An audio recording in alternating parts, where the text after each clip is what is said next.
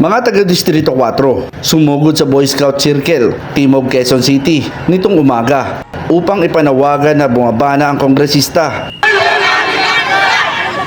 at mga katagang nakasulat sa bitbit na placard. Tama na ang 3 taon ni Marvin Rillo, wakasan na ang korupsyon. Ilabas ang katotohanan dahil sa pagiging korap nito at hinahanap-hanap na pondo. Gusto sana naming palitan ang congressman namin. Sino po? Si Marvin Rillo na walang ginawa, so saan niya dinala ang pondo? Nasaan ang resibo? Ayaw namin ng trapo at ayaw namin ng korap na Marvin Rillo. Doon mo makikita ang korap niya.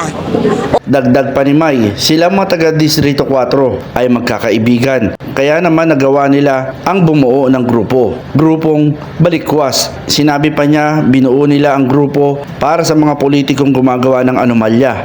Gumawa kami ng grupo ng Balikwas para lahat ng mga anomalya ng mga politiko ng Distrito 4 at ipakita niya yung tunay na sinasabi niyang totoong pinapagawa niyang mga gymnasium at Sinabi naman ng residente ng Barangay Obrero na si Irene Amonias, kahit pangyero at ilang kagamitan pang bahay.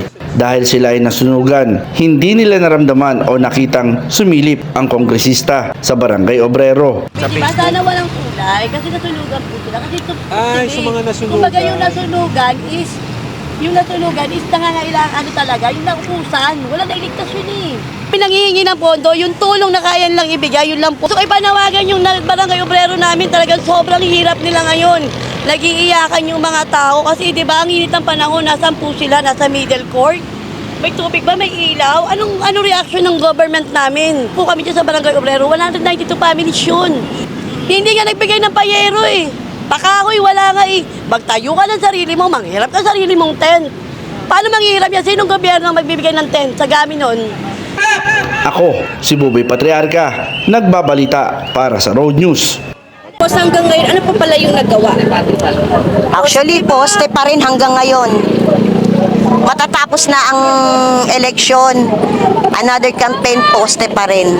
Sa lahat ng congressman na tumakbo, siya lang ang posting ginawa.